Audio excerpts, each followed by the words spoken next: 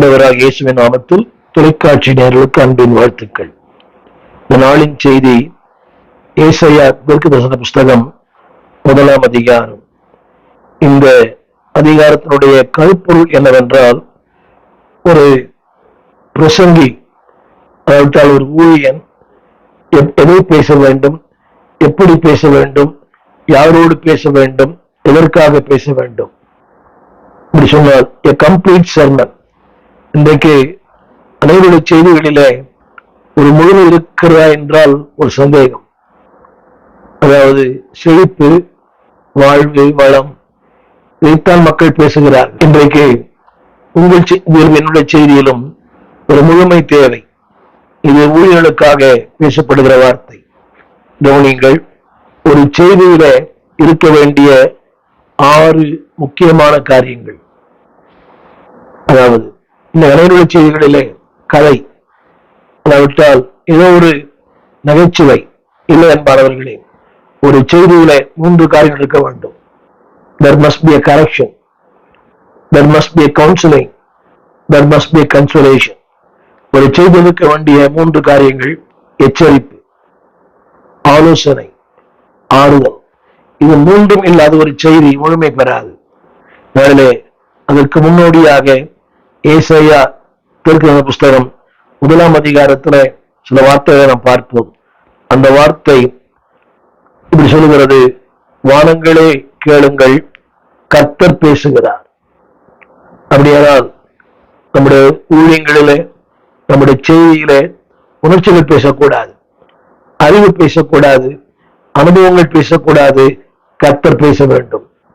அந்த வார்த்தை எப்படி சொல்லுகிறது? கர்த்தர் பேசுகிறார். அப்படியானால் அவர் யார் என்றால் பேசும் ஆண்டவர். இன்றைக்கு அநேக நேரங்களிலே நாம் பேசுகிறோம், கர்த்தர் பேசுகிறாரா?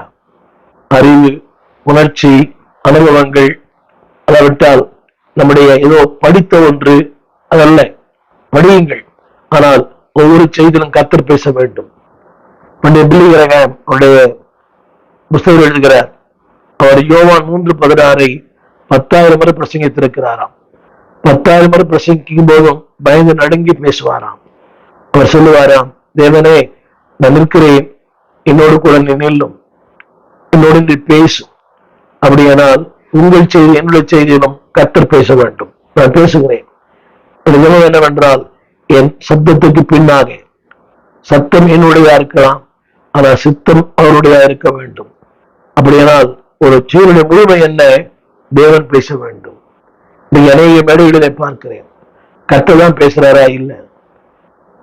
நகைச்சுவை, நாடகம், சினிமா, அதாவிட்டால் ஏதோ ஒரு மக்களை மகிழ்விக்க வேண்டும் என்பதற்காக அல்ல. நேற்று ஒரு செய்தி கேட்டேன். அல்லது பிரசங்கப்பட்டார், ஏன் அழ வேண்டும்? அதை போட்டு கண்ணீரோடு வைக்கிறவன் கம்பீரத்தோடு இருப்பான். அவர் சொல்றார், ஏன் கண்ணீரோடு விதைக்கணும்? கண்ணீரே தேவையில்லை. என் கண்ணீரெல்லாம் அவர் துவைத்து விட்டார். கண்ணீரோடு ஜெபிக்க வேண்டிய அவசியம் இல்லை. பைத்தியக்காரத்தனம் சொல்றார் அவர். அதையும் என்ன சொல்றார்? 99% கிறிஸ்தவர்களுக்கு புத்தி இல்லைன்னு சொல்றார். எவ்வளவு அபத்தமான ஒன்று. அப்படி அவங்களை கர்த்தருக்கு பேசுவாரா?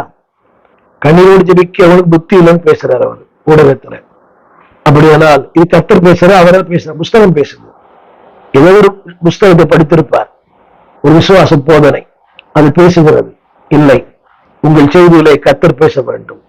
நீ 6வது பார்க்கிறேன், கர்த்தர் பேசல, சுயம்தான் பேசுது. இல்ல, நம்முடைய கர்த்தர் பேச வேண்டும். இது என்னுடைய ஆழமான ஜெபம், என்னுடைய ஆழமான விசுவாசம். தேவன் பேச வேண்டும். எதுவானாலும் சிறிய கூட்டமா இருக்கலாம், பெரிய கூட்டமா இருக்கலாம், பிரம்மாண்டமான கூட்டமா இருக்கலாம், கர்த்தர் பேச வேண்டும்.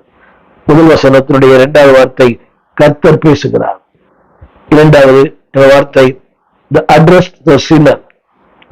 யாரோடு பேசுகிறார்? 4ஆம் வசனம், பாவமுள்ள ஜாதி, அக்கிரமத்தால் பாரம் சுமந்த ஜனம், பொல்லாத சந்ததி, கேடு உண்டாக்குகிற புத்திரர், கர்த்தரை விட்டு பின்வாங்கி போனவர்கள். யோசித்து பாருங்கள். the address to the sinner. அவர் யாரோடு பேசுகிறார்? செய்தி யாருக்கு? திரும்ப சொல்லுகிறேன், 2ஆம் வசனம், செய்தி யாருக்கு? என் பிள்ளைகளுக்கு. நன்றாக கவனிக்க வேண்டும். என் பிள்ளைகளுக்கு, தேவனால் வளர்க்கப்பட்டவர்களுக்கு, தேவனால் ஆதரிக்கப்பட்டவர்களுக்கு. ஆனால் அடுத்த வார் சொல்லுகிறது அட்ரஸ் டு சின்னர். இன்றைக்கு அன்பானவர்களே, நம்முடைய செய்தியில அந்த வார்த்தை இருக்கணும். வசன ஆரம்பத்துல கரெக்ஷன் இருக்கணும். அவர் சொல்லுகிறார் அந்த வசனத்துல 2-3 வசனம், அறிவில்லாத உணர்வில்லாத ஜனங்கள். இன்றைக்கு சபையில கண்டித்து பேசுவது மிக கடினம். யாரையும் கண்டிக்க முடியல. கண்டிச்சு பேசினா அடுத்த வாரம் மக்கள் வர மாட்டாங்க. இன்றைக்கு விசுவாச போதனை பேசுகிற சபைகளில திரளாய் மக்கள் போகிறார்கள். ஏராளமான மக்கள். இங்கே என்ன பதம், அங்கே ஆடம்பரம், அங்கே எல்லாமே இருக்குது. இல்லாத இடமே இல்லை. உலகத்துல என்னெல்லாம் இருக்கிறது அதெல்லாம் அங்க இருக்கிறது. ஆனால் அங்கே பாவத்தை குறித்து கண்டிப்பு இல்லை. ஒரு பிரசங்கனுடைய வேலை என்ன? அவர் சொல்லப்பட்டிருக்கிறது, அதாவது என் ஜனங்களோ அறிவில்லாமையும் என் ஜனம் உணவில்லாமல் இருக்கிறது. இது பேசினா இன்னைக்கு ஜனங்க வரமாட்டாங்க. But there is a message you have to preach. நீங்கள் நானும் பிரசிக்க வேண்டிய செய்தி தான். அதை பேசுகிற பல மக்கள் இன்றைக்கு நம்முடைய தமிழகத்தில் இருக்கிறார்கள். அவளுக்காக நன்றி சொல்லுகிறேன். அது ஒரு வார்த்தை, பாவமுள்ள ஜாதி. அது முதல் வார்த்தை ஆரம்பிக்கிறது 4ஆம் வசனம், ஐயோ பாவமுள்ள ஜாதி. அடுத்து அக்கிரமம் உள்ள ஜாதி, பாரம் சுமந்த ஜனம், பொல்லாருடைய சந்ததி, கேடு உண்டாக்குற புத்திரர், தேவனை விட்டு விட்டு பின்வாங்கி போனவர்கள். கவனியுங்கள், நம்முடைய செய்தியில அன்பாளர்களே, எந்த செய்தி பேசினாலும் அல்ல அதுல சுவிசேஷம் இருக்கணும். என்னை கவர்ந்த தேவ மனிதர் ஜீவானந்தம் அவர்கள் எந்த திருமணமா இருக்கலாம், அழக்கார இருக்கலாம், என்ன பிரசங்கம் பண்ணாலும் கடைசியாக அந்த நெற்செய்தி இருக்கும், ஒரு அர்ப்பணிப்பின் செய்தி இருக்கும். அது பலருக்கு இருக்கிறது. அன்பு தேவ ஊழியர்களே, உங்கள் செய்தியிலும் என் செய்தியிலும் ஒரு அர்ப்பணிப்பின் முடிவு உண்டாகட்டும். அறிவல்ல, பட்டிமன்றம் அல்ல. நாம் சொற்பொழிவாற்ற வரவில்லை. ஜனங்களுடைய பாவங்களை கண்டித்து உணர்த்த நாம் அழைக்கப்பட்டிருக்கிறோம். வசந்த பேசுகிற இடங்கள் ஏசாயா 1:2, என் ஜனங்கள் எனக்கு விரோதமாய் கலகம் பண்ணினார்கள். அறிவில்லை, உணர்வில்லை. நீ நினைக்கலாம் இதை பேசினா ஜனங்க வருவாங்கடாங்க. திரும்ப சொல்லுகிறேன், தேவனுடைய வார்த்தைகள் பேசும்போது தேவன் உங்களை கனம் பண்ணுவார். அந்த வார்த்தை பேசும், அந்த வார்த்தை கிரியை செய்யும். அது உங்களுடைய வார்த்தை அல்ல, கர்த்தருடைய வார்த்தை. ஆரம்பத்தில் சொன்னேன் 1:2 கர்த்தர் பேசுகிறார். When God speaks, அன்பானவர்களே, இன்னைக்கு நம்ம எல்லாமே இப்படியே பழகிவிட்டோம். ஆசீர்வதிப்பார், பெரியாராக்குவார், உன்னை வாழாக்காமல் உன்னை மேலாக்குவார், கீழாக்காமல் உன்னை உயர்த்துவார், இப்படி சொல்லி சொல்லி பழகிட்டோம். விவசாயத்தான் விரும்புறாங்க. ஊடகத்துல நான் பல செய்திகளை பேசுகிறேன். எனக்கு ஒரு 3500 செய்தி இருக்கிறாங்க. அதை கேட்கிற, அதை யார் அதிகமா கேட்கிறாங்கன்னா, இந்த ஆறுதலான செய்தி, உன் கண்ணீரை துடைப்பாய், நீ தேற்றப்படுவாய், உன்னை இப்படிலாம் இப்படி செய்வாய், இதெல்லாம் ஜனம் கேட்கிறாங்க. நான் கண்டித்து உணர்த்துகிற பிரசங்கத்தை யாரும் கேட்கறதில்லை. ஒரு செய்தி வெளியிட்டு இருக்கிறேன், திருச்சபைக்கு தேவையில்லாதவர்கள். இன்னொரு செய்தி, ஐயோ, செய்தியின் தலைப்பு ஐயோ, நான் யாரும் பார்க்கறதில்லை. அப்படியான இன்றைய மக்களுக்கு இது விருப்பம் தெரியுமா? அதாவது தேன் வந்து பாயுது காது நிலை. அவளுக்கு இன்பமா இருந்தா புருஷன் கேட்பாங்க. இதுதான் தீமோத்தேயு சொல்லுகிறார். அதாவது சிரித்திட உள்ள மனிதர்கள் தங்களுக்கு திரளான போதுகளை சேர்த்துக் கொள்ளுகிறார்கள். அவங்களுக்கு இச்சிங் இயர்ஸ், அவங்க அதுதான் தேவை. உண்மைதான், ஆறுதல் தேவை. ஆனால் ஆலோசனை தேவை, எச்சரிப்பு தேவை. இது இல்லாத செய்தி அல்ல. இந்த மூன்றாவது கருத்தின் மூன்றாவது குறிப்பு என்னவென்றால், ஒரு பிரசங்கியாருடைய செய்தியிலே இருக்க வேண்டிய மூன்றாவது காரியங்கள் 1:5. இன்றைக்கு ஏன் பிரச்சனை, ஏன் போராட்டம்? To reveal the problems. அவங்க பிரச்சனைக்கு என்ன காரணம், ஒரு ஏழ்மைக்கு என்ன காரணம், தரித்திரத்துக்கு என்ன காரணம், வியாதிக்கு என்ன காரணம்? இது சொல்லாம ஜெபம் பண்றது அர்த்தமே இல்லையே. இந்த ஜெபத்தை கேட்கிற மக்கள் ஏராளம். நாள்தோறும் தொலைபேசி அழைப்புகள் தண்ணீரோடு, அது தவறல்ல. ஆனால் திரும்ப சொல்லுகிறேன், டு ரிவீல் த ப்ராப்ளம்.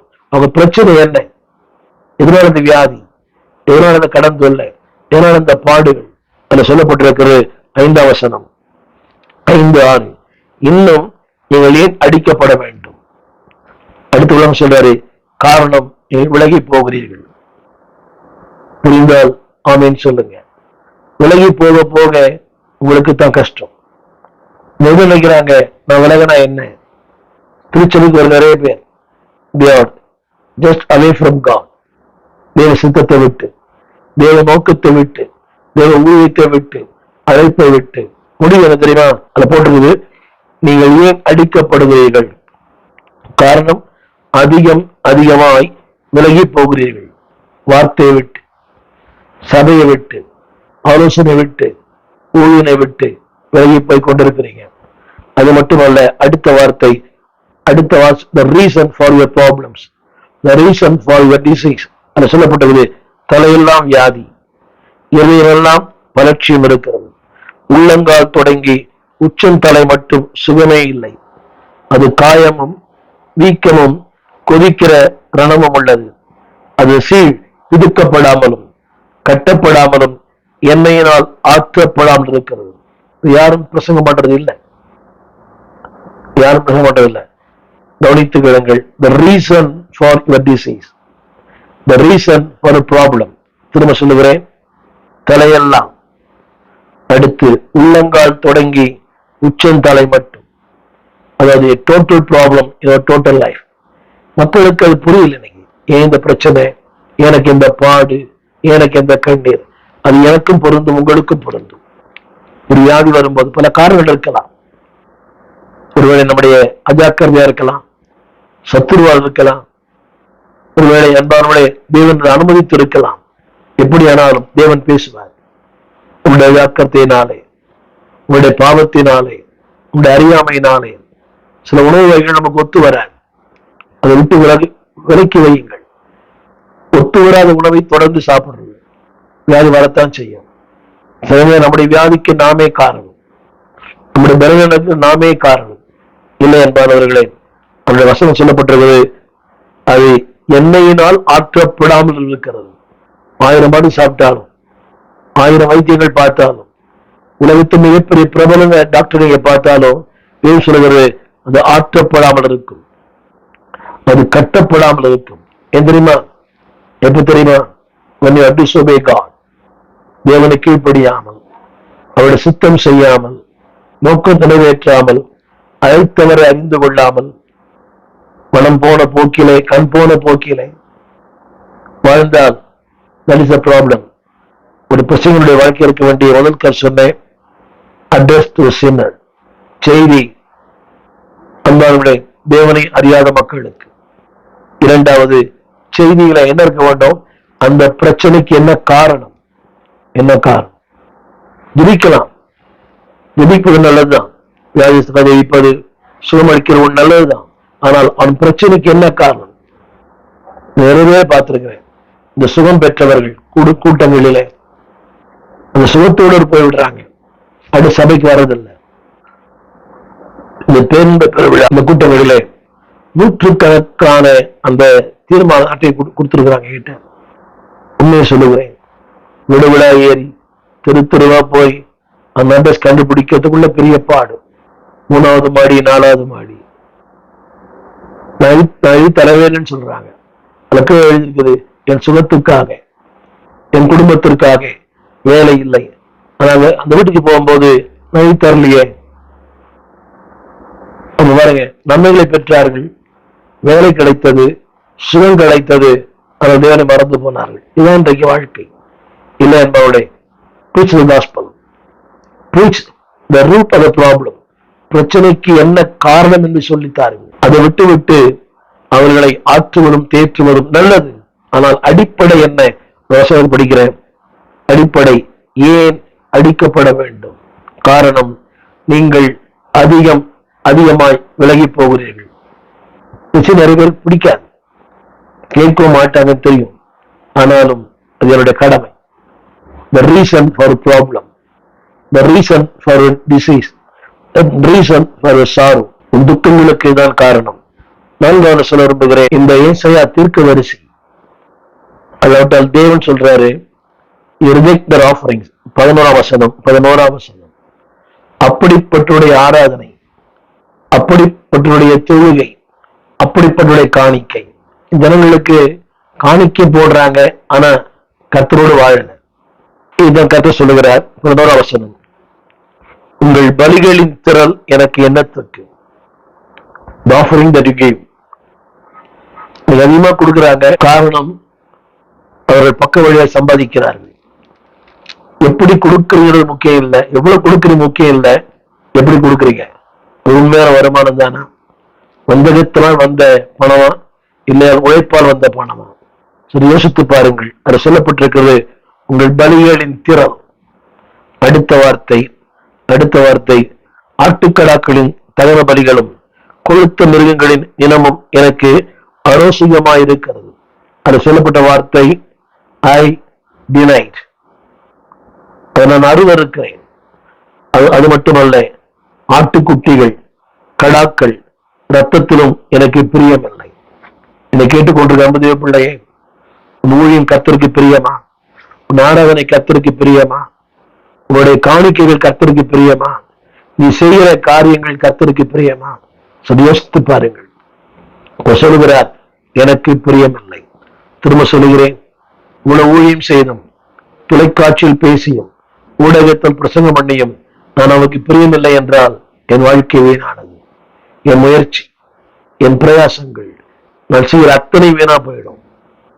தேவன் சொல்கிறார், எனக்கு அது பிரியமில்லை. தேவ பிள்ளையே, உன் வாழ்க்கை தேவனுக்கு பிரியமா இருக்கட்டும்.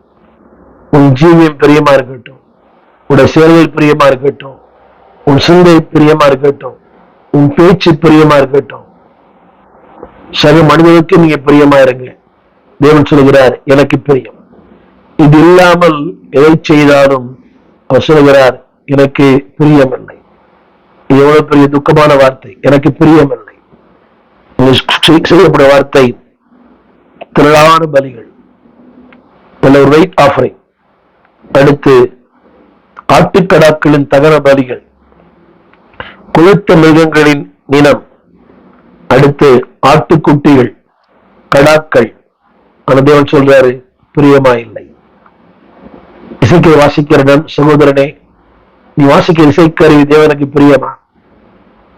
நீ பாடல் பாடுகிற சகோதரியே சகோதரனே, உன் பாடல் கர்த்தருக்கு பிரியமா? ஆராதிக்கிற தேவ பிள்ளையே, உன் பாடல் கர்த்தருக்கு பிரியமா? பிரசங்க ஊழியரே, உங்கள் பிரசங்கம் தேவனுக்கு பிரியமா? அநேக ஊழியரை பார்க்கிறேன். மேலையில மட்டும்தான், கீழே இறங்க வந்தோட நம்ம மோசமான வாழ்க்கை, தகாத வாழ்க்கை, தவறான வாழ்க்கை, கேடான வாழ்க்கை. தேவன் சொல்கிறார், கேளுங்கள். முதல் வசனம். 2ஆம் வசனம், கர்த்தர் பேசுகிறார், கேளுங்கள். 2வது, செவி கொடுங்கள். 4வது குறிப்பு, ஒரு ஊழினுடைய எடுக்க வேண்டிய 5வது குறிப்பு, don't go for after offering. பணத்துக்கு பின்னாக அல்ல, தேவனுக்கு பின்னாக. சொல்லுகிறார், அது என்னத்திற்கு? ஜெபம் பண்றதில்லை, வேதம் வாசிக்கிறது இல்லை, ஆராதிக்கிறது இல்லை, உண்மை பண்றதில்லை.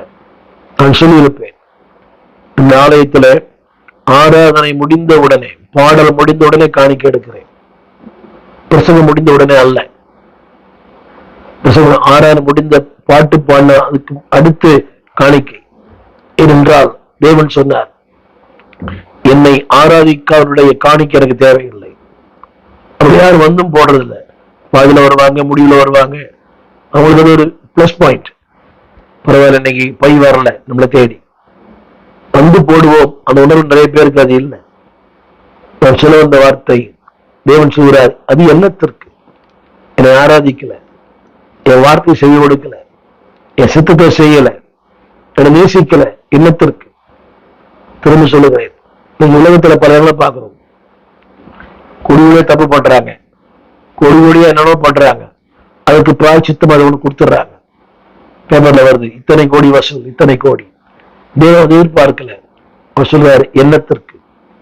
உன் பணம் என்னத்திற்கு? வாழ்க்கை சரியில்லையே, உன் ஜீவன் சரியில்லையே, உன் பேச்சு சரியில்லையே, உன் சுபாவங்கள் சரியில்லையே, உன் கிரியைகள் சரியில்லையே, என்னத்திற்கு?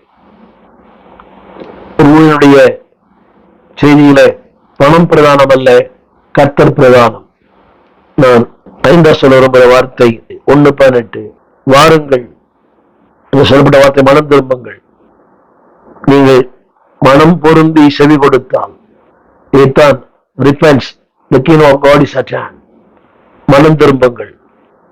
உங்கள் பாவங்கள் சிவேர் என்றிருந்தாலும் அது உறைந்த மழையை போல வெண்மையாகும். ரத்தாம்பரம் போல சிவப்பா இருந்தாலும் அது பஞ்சை போல ஆகும். தேவன் சொல்லுகிறார், ஒரு பிரசங்கருடைய செய்தியில மனம் திரும்புதல் மையப்பொருளா இருக்கணும். அது சொல்லுகிற வார்த்தை, நீங்கள் மனம் பொருந்தி. That is the key of our message. நம்முடைய செய்திகளை மனம் திரும்புதல். அதாவது அது இப்படி சொல்லப்பட்டிருக்கிறது, இது வெறும் வார்த்தை அல்ல, கட்டளை. அவர் சொல்லுகிறார், நன்மையை புசிப்பீர்கள், கர்த்தரின் வாய் இதை சொல்லிற்று.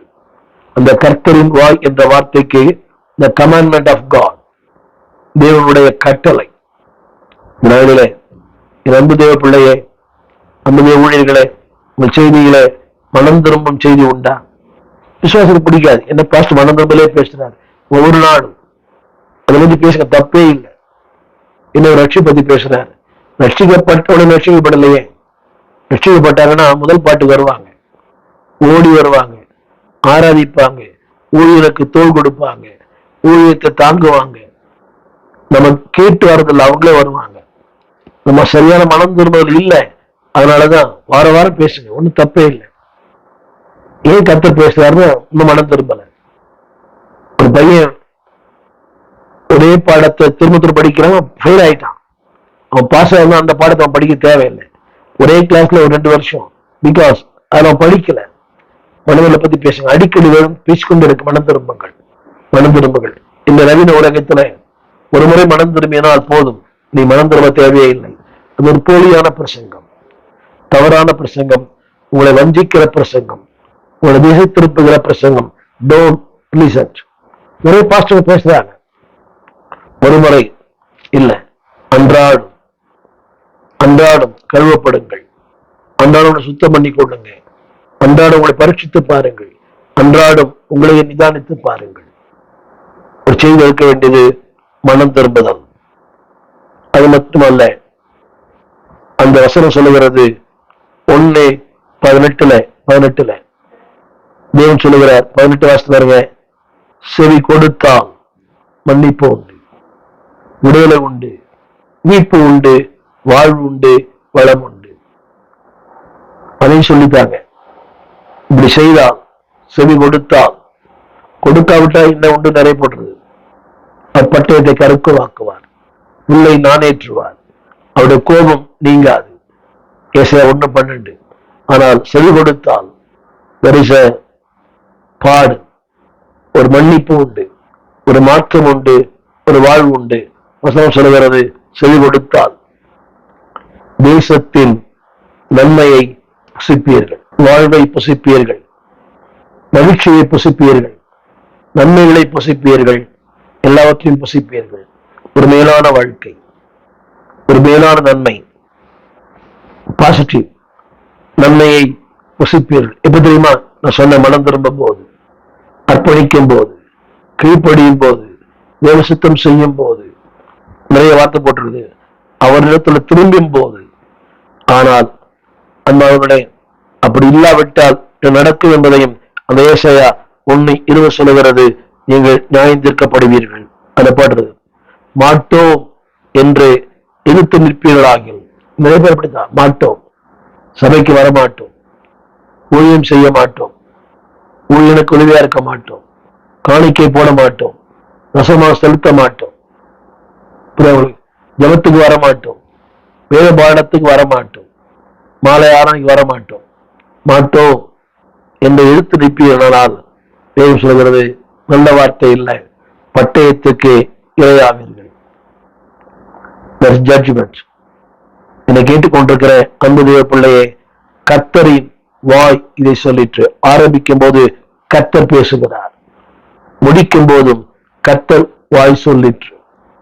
என்னை கேட்டுக்கொண்டிருக்கிற அன்பு தேவ பிள்ளைகளே, விசுவாச பிள்ளைகளே, கர்த்தர் பேசுகிறார். இதனால் இந்த ஊடகத்தின் மூலமாக, இந்த தொலைக்காட்சியின் மூலமாக கர்த்தர் பேசுகிறார். ஏன் தெரியுமா? நீ அடிக்கப்படக்கூடாது, நீ வியாதியா இருக்கக்கூடாது, நீ இன்னும் துன்பத்தில் பாதையில் கடன் செல்லக்கூடாது. எனவே சொல்லு, ஏன் அடிக்கப்படுகிறீர்கள்? 4ஆம் வசனம். நீங்கள் ஏன் அடிக்கப்பட வேண்டும்? ஏன் துன்பம்? ஏன் பாடு? ஏன் கண்ணீர்? ஏன் கவலை? Because you are rebellious. முரட்டாட்டம், ஸ்டபர்ன் நேச்சர்.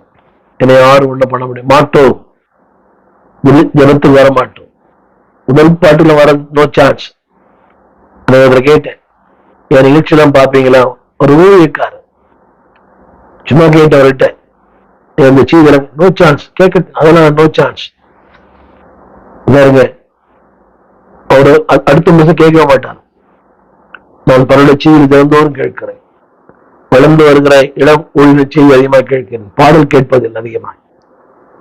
அது எனக்கு நாட்டமும் இல்லை. அவள் செய்தியில நிறைய செய்தியில கேட்கிறேன். கேட்டுட்டு அவளை அழைத்து நான் பேசுகிறேன். இளம் ஊழியர்கள் தான், சில ஆண்களும் பெண்களும். சமீபத்தில் ஒரு சகோதரி அழைத்து பேசினேன். அதுபோல ஒரு சகோதரி அழைத்து பேசி, இளம் வாலிபர் அழைத்து பேசினேன். சொன்ன அம்மா, உங்க பிரசங்க ரொம்ப சூப்பர், ரொம்ப பிரமாதம், தெளிவானது, தீர்க்கமானது, திட்டமானது. அவனை மூட்டையும் பார்த்ததில்லை. நான் கேட்டு ஒரு ஆசிரியான்னு கேட்டேன். இல்ல, நான் ஒரு இல்லத்தரசி, ஹவுஸ் ஒய்ஃப். பட் தெளிவான வார்த்தை, தெளிவான பேச்சு. ஊழிய மாட்டீங்களா? இல்ல, திருச்சி சபைக்கு போறேன், ஆனாலும் தெளிவான கர்த்தருடைய வார்த்தை. அவளை நான் அழைத்து நான் பாராட்டினேன். நான் சொல்ல வந்த குறிப்பு என்னவென்றால், கவனியுங்கள், தேவன் சொல்லுவார், உங்களை பாராட்டுவார். முடிக்க விரும்புகிறேன். தேவன் பேசுகிறார். ஏன் பேசுகிறார்? இன்னொரு பாவத்தில் வாழ்கிறாய், உன் வியாதி நீங்க, மசுத்தம் நீங்க, உன் அக்கிரமம் நீங்க, உன் கேடுபாடுகள் நீங்க, உன்னுடைய கீழ்ப்படியாமை நீங்க, உன்னுடைய ஆணவம் நீங்க, உன்னுடைய அகங்காரம் நீங்க, உன்னுடைய தவறான பாதைகள் நீங்க. Still people in the same track. தவறான வாழ்க்கை. மூன்றாவது குறிப்பு சொல்லுகிறார், உன்னுடைய பிரச்சனைக்கு தான் காரணம், உன் வாழ்க்கையின் பிரச்சனைக்கு தான் காரணம். 5ஆம் வசனம். ஏன் தெரியுமா? காரணம் என்னவென்றால், அது எழுதப்பட்டிருக்கிறது, நீங்கள் அதிகமாய் விலகி போகிறீர்கள். ரீசன். துன்பத்திலும் அவரோடு இருங்க, துயரத்திலும் அவரோடு இருங்க, கண்ணீரிலும் அவரோட கூடங்க. கண்ணீர் கழிப்பாய் மாறும், உன் துயரம் எல்லாம் பறந்து போகும். The sorrow will turn into song. The sadness will turn into gladness. Your pain will turn into praise. உங்களுடைய வேதனைகள் சாதனைகளாய் மாறும். உங்களுடைய முறுமுறுப்பு கீதங்களாய் மாறும். உங்களுடைய கண்ணீர் கழிப்பாய் மாறும். கடைசியாக அவர் சொல்ற வார்த்தை 1:20, மாட்டோம் என்று சொன்னால் அடுத்த வார்த்தை, அது நல்ல வார்த்தை இல்லை, நீங்கள் பட்டயத்திற்கு இரையாவீர்கள். அதற்காக அழைக்கப்படவில்லை. Not destroy you, but to make you. பிசாசு உடைக்கிறவன், தேவன் உருவாக்குகிறவன். உங்களை உருவாக்க விரும்புகிறார். அவருக்கேற்ற பாத்திரமாய், அவருக்கேற்ற மனவாட்டியாய், அவருக்கேற்ற திருச்சபையாய், அவருக்கேற்ற குமாரன் குமாரத்திகளாய் உங்களை மாற்ற விரும்புகிறார். அர்ப்பணிப்பீர்களா? எனவே கர்த்தர் பேசுகிறார். முடிக்கும்போது கர்த்தர் பேசுகிறார். ஏனென்றால் நீ அடிக்கப்படக்கூடாது, நீ காயப்படுத்தப்படக்கூடாது, நீ வியாதிலே வாழ்ந்து நொந்து விடக்கூடாது. உன்னை தூக்கி எடுக்கும் கர்த்தர் சொல்லுகிறார், திரும்பி வா, repent, return, reconcile. 19, மனம் பொருந்தி செவி கொடுத்தால் தேசத்தின் நன்மையை புசிப்பீர்கள். தேவன் தாமே இப்படிப்பட்ட கிருபையை உங்களுக்கு தரும்படியாக உங்களுக்கு அதிபிக்க விரும்புகிறேன். ஜெபிப்போம்.